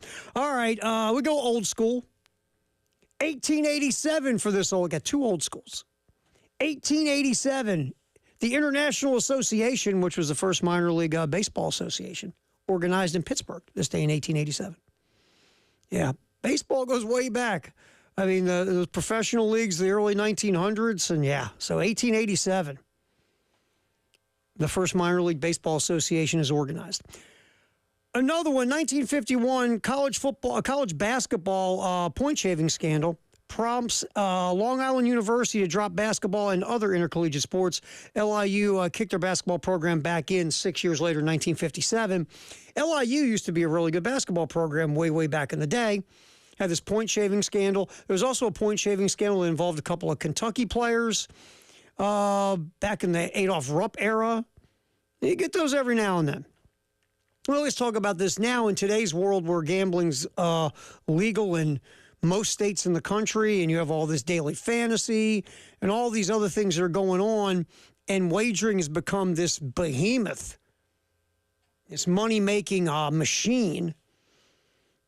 Professional athletes, I'm not to say you can't get one. We've seen one or two that kind of got caught up in the wagering. But where you could see an issue is more with the collegiate athlete, especially the one that's not getting the big NIL money. Could they be sucked into some kind of point shaving type of thing or whatever the case?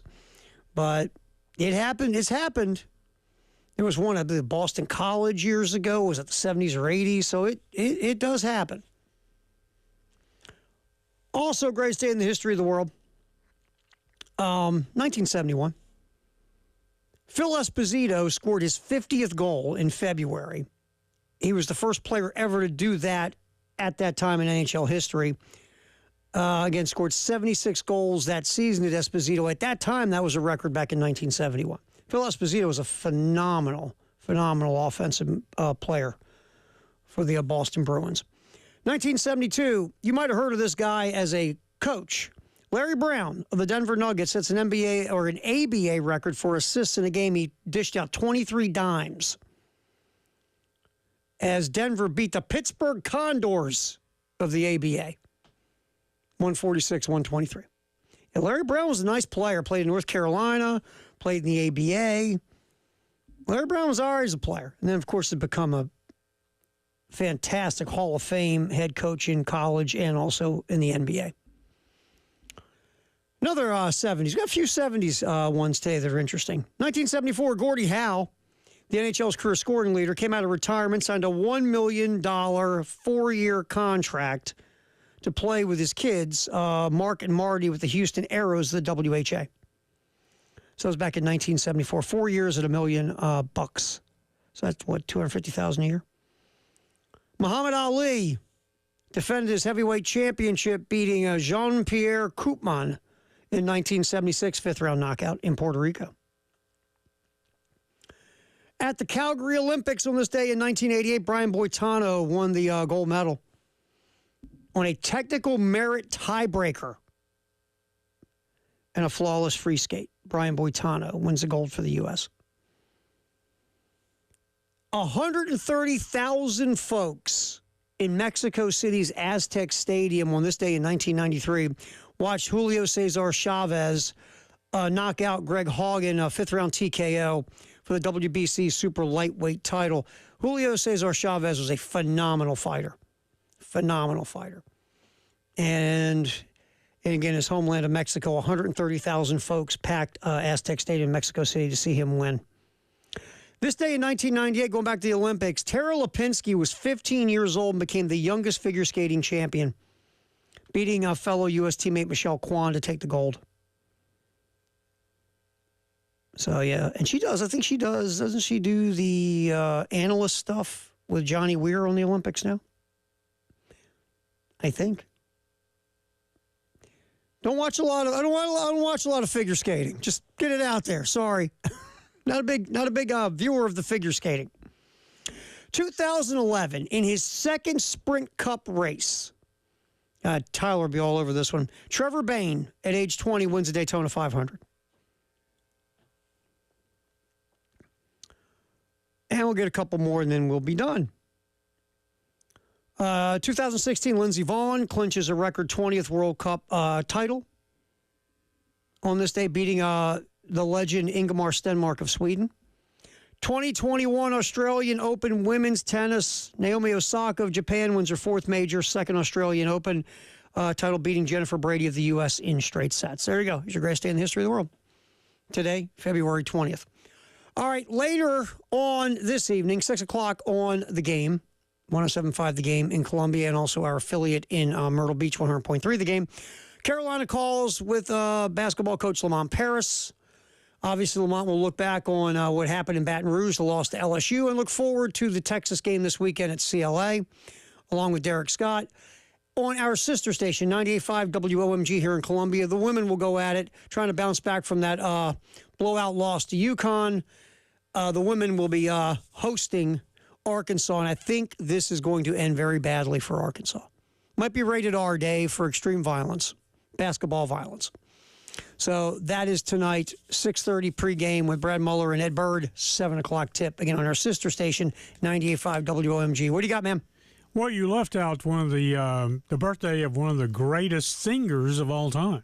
Greatest singers of all time? Yes. I missed a birthday? Yeah. Whose birthday, Dave? It's Lee Marvin's birthday. Okay, Dave, you got a couple years on me. Okay, more than a couple. Or a lot of years. I'm not really... I knew Lee Marvin because my dad loved Westerns.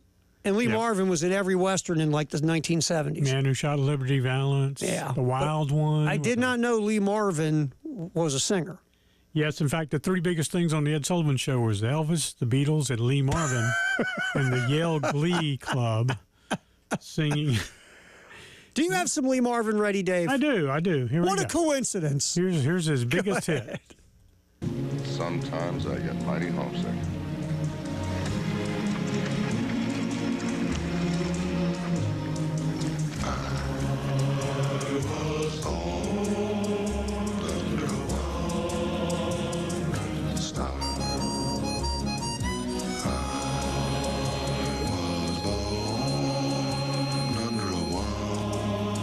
Wow. Wow. Sounds like he's been shot and he's in pain. Yes. I've never seen Here's the funny thing. Who decided it'd be a good idea for Lee Marvin to actually start singing? I don't know. I mean, Who said, Lee, we hear you singing on the set, dude. You got a phenomenal voice. Let's make an album. it was on the Ed Sullivan Show. It sounds like he's in pain. Is it me? No, that's exactly how he sounds. Born. Sounds like he doesn't want to be there. Hold him at gunpoint, making him sing. All right, so how old is Lee Marvin? How old would Lee Marvin have been today? I'm not sure, but pretty old. Yeah, well, he was old then. 110? Yeah, probably. I bet if you saw his high school picture, he probably looked 70. Yeah. Just like he always looked old. The Wild One with him and Marlon Brando. Yep. I mean, that really started the motorcycle craze coming back from World War II. I mean, it was a big movie. Yeah. That's a rock and roll classic. Yeah, even before Easy Rider. You know what the name of the of Lee Marvin's motorcycle gang was in that movie? No. The Beatles. No. Yes. See, that started a Beatle craze. See, it's all connected. It all circles around. Nice work, Dave. Greatest day in the history of the world, Lee Marvin. That wonderful singer, Lee Marvin's birthday. All right, let's see. We'll have a Firehouse subtext the hour. I think I have one. We'll pop out. And also we'll do the handoff, sponsored by Little Pigs on Alpine, with our buddy Jay Phillips from the Postgame Show. Postgame Show coming up at 3 with Jay and Elijah here on the Game in Columbia, Florence, and Myrtle Beach.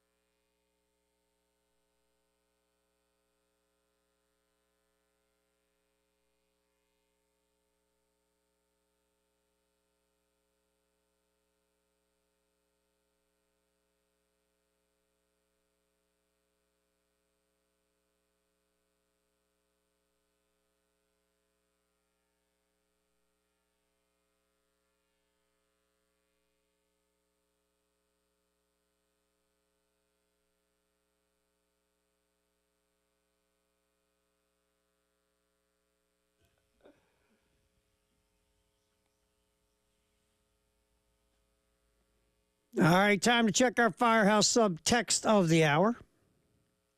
We do have one. And get it back up here. And so lost it.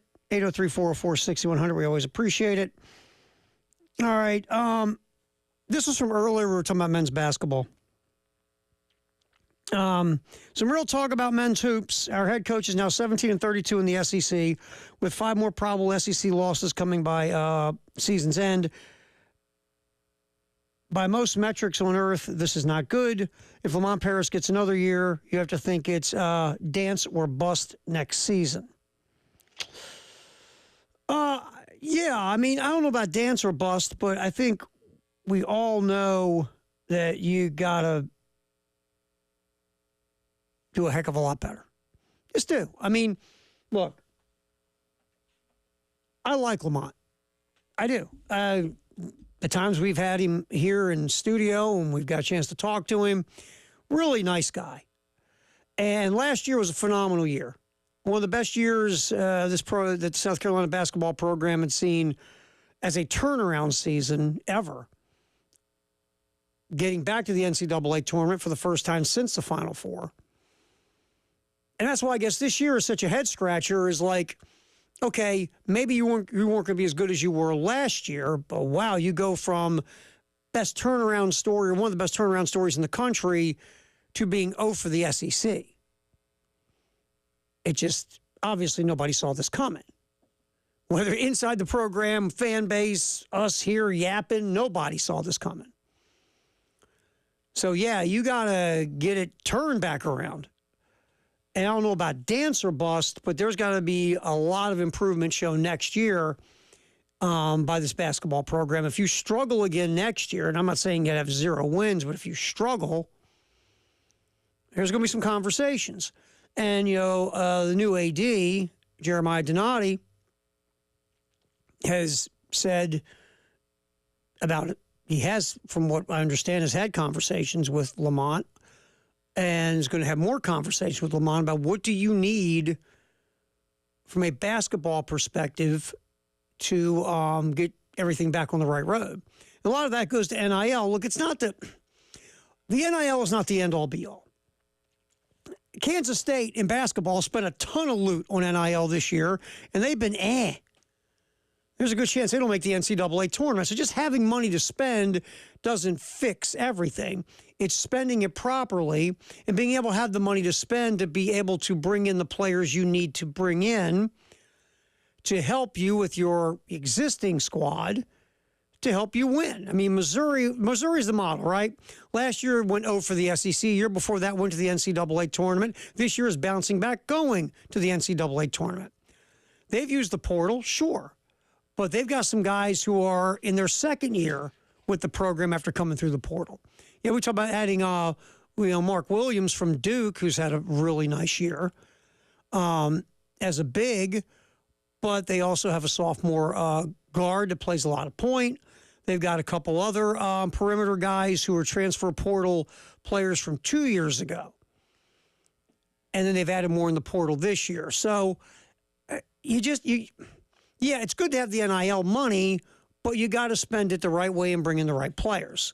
But yeah, I mean, having the second to lowest NIL basketball allotment, according to some sources, is just not. It doesn't help at all. You got to have more NIL money for your basketball program. You just do. So that's part of it. But then the development part of it that's there as well. Whether from a player perspective or the coaching perspective. I mean, Cam Scott, we don't talk enough about the Cam Scott issue. Cam Scott's a top 40 recruit. The hope was when Cam Scott came in, he'd be a real contributor this year. Cam Scott has hardly played. Why? Is it development? Yeah, he's just not bringing it on either end of the court. My guess is in practice. He hasn't shown enough to get more minutes. And that's a head scratcher because you figure Colin Murray-Boyles is leaving. Thomas is leaving. Pringle is leaving. Wright is leaving. Got a lot of guys leaving. Conyers is still here. But your hope was Cam Scott would sort of play like Colin Murray-Boyles did last year. And then Cam Scott would be ready to take an even bigger role his sophomore year. But That hasn't happened. Now, could Cam Scott still develop? Absolutely. People develop at different stages. But the lack of development for Cam Scott in his freshman season, that's a thing. It really is. Because the minutes are there, right? I mean, if you look at what's going on with this team offensively, the minutes would be there for Cam Scott. And it just hasn't happened. And does Cam Scott stay? I mean, that's another question that it will come up as well. It's going to be an interesting offseason for South Carolina men's basketball. Just is. So we'll see where that goes. Thank you for the text. We appreciate it. And remember, we've brought this up before. The man who hired Lamont Paris and the man who gave Lamont Paris an extension is no longer the athletic director. So that's always a thing that could be a thing. All right, the postgame show coming up with Jay and Elijah. David Dare, fine work, my friend. Excellent job. We'll do this again tomorrow at noon. Like always, halftime show. Appreciate you hanging out with us. Again, baseball. Don't forget baseball tomorrow at 3:45 as well. Talk to you later.